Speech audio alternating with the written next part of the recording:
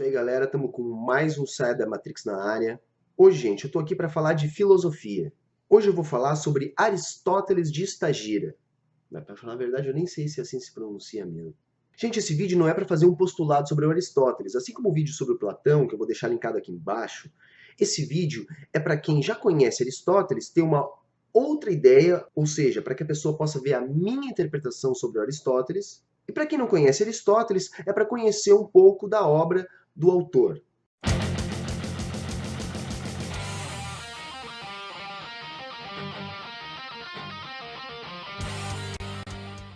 Então, gente, Aristóteles nasceu na Macedônia. Ele é o mais brilhante e mais conhecido discípulo de Platão. Porém, ele difere do seu mestre na essência do seu pensamento. Aristóteles, ele desenvolve um sistema totalmente baseado na percepção que os sentidos podem ter da realidade. Embora a gente ainda possa perceber a influência de Platão sobre o pensamento de Aristóteles, Aristóteles opta por um outro caminho. Aristóteles viveu entre 384 e 322 a.C., tendo como um dos seus grandes feitos ter sido professor de Alexandre Magno, o Alexandre o Grande da Macedônia. Aristóteles é o criador do pensamento realista na filosofia. Ele parte do pressuposto que a realidade é a única fonte do conhecimento. Diferente de Platão, Aristóteles tinha um estilo literário conciso, direto. Um texto sem floreios, nada de personagens e metáforas, como nos diálogos socráticos de Platão. Diferente também de Platão, que se baseava no princípio da matemática, na obra de Aristóteles parece mais importante a biologia. Assim como Platão, Aristóteles também criou a sua escola, o Liceu.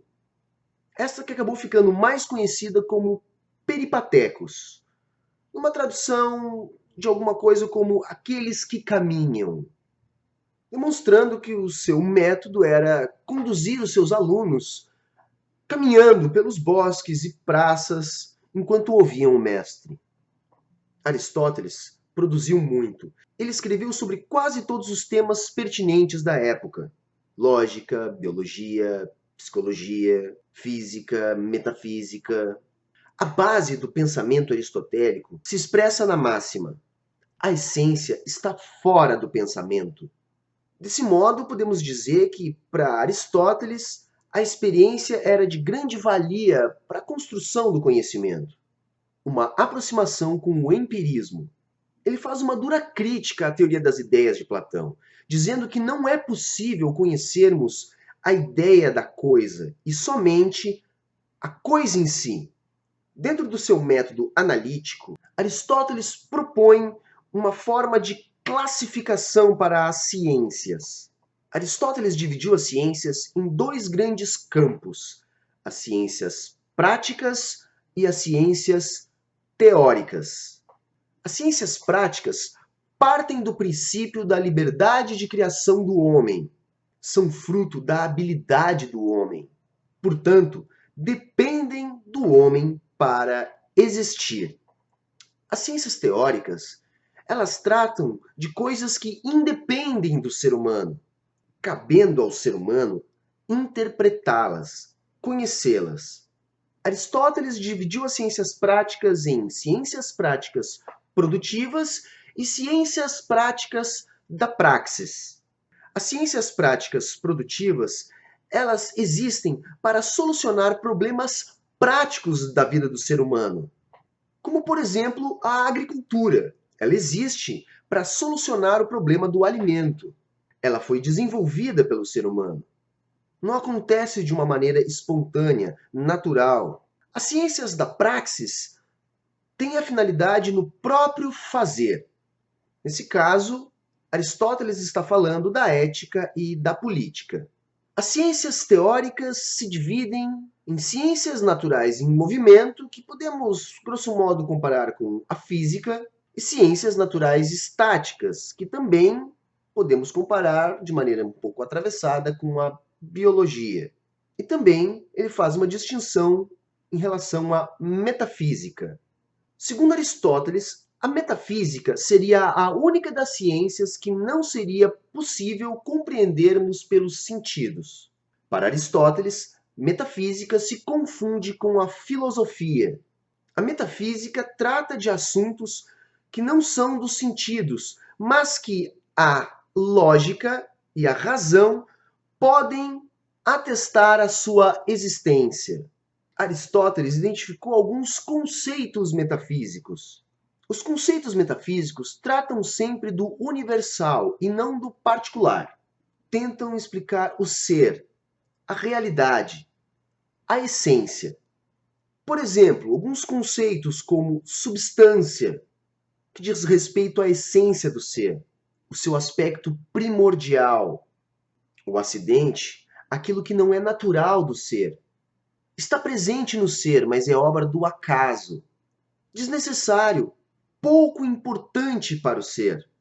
Matéria também é metafísico, pelo menos para Aristóteles. Forma, que seria a aparência, o aspecto do ser. Outra série de conceitos interessantes dentro da metafísica de Aristóteles são os conceitos de potência, movimento e ato.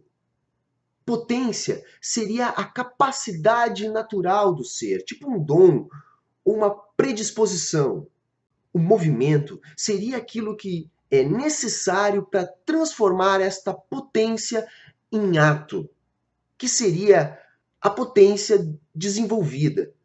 Como uma lagarta que tem potencial para ser uma borboleta, mas que precisa de um tempo, que neste caso é o movimento, que transforma a potência em ato. Outro ponto controverso da obra de Aristóteles, que também está dentro dessa parte metafísica, é a ideia de primeiro motor imóvel, a arqué, a causa incausada, aquilo que tudo originou, mas não foi originado por nada. Aristóteles partia do princípio que todo ser deriva de um outro ser anterior, que seria a causa agente.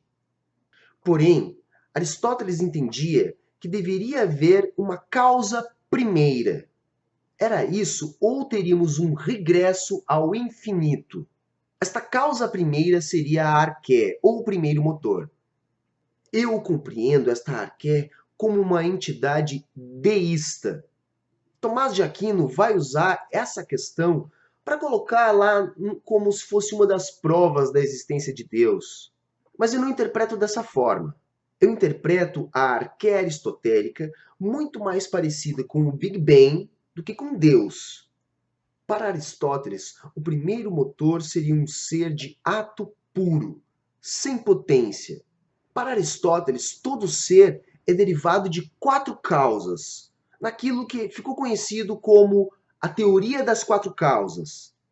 Elas seriam a causa material, que refere-se a um material que o ser é composto. A causa formal, que se refere à sua aparência. A causa agente, ou seja, o agente criador do ser. Aquilo que originou o ser, compreendendo que todo ser é originado por outro. E a causa final. Final no sentido de telos. Para Aristóteles, todo ser tem uma finalidade, toda a existência existe por uma finalidade. Daí surge a teleologia, aquela ideia de que tudo que existe, existe por uma finalidade. Para Aristóteles, a verdade é a adequação do intelecto ao objeto. Para Aristóteles, o mundo real deve servir de base para as interpretações da razão. Aristóteles era um pensador monista, diferente de Platão, que era dualista. Aristóteles não dividia o estudo do homem. Ele estudava a alma no ser humano. A alma, para ele, teria um sentido de vida. Logo, ele percebia que a alma teria 3 esferas, 3 faces da alma. Uma, Aristóteles chamou de vegetativa, que seria responsável por funções reprodutivas e alimentares, comum aos vegetais. A alma sensitiva, vinculada à expressão das emoções, das percepções, das sensações, comum aos animais. E a alma racional, vinculada à capacidade intelectual e à razão humana. Na parte da ética, Aristóteles se dedicou a responder à pergunta: qual é a vida boa? Ou onde está a felicidade? Para Aristóteles, a vida poderia ser de 3 tipos, e a felicidade estaria em encontrar o seu propósito, em viver para atingir o seu propósito. Lembrando que para Aristóteles nós tínhamos sempre uma finalidade.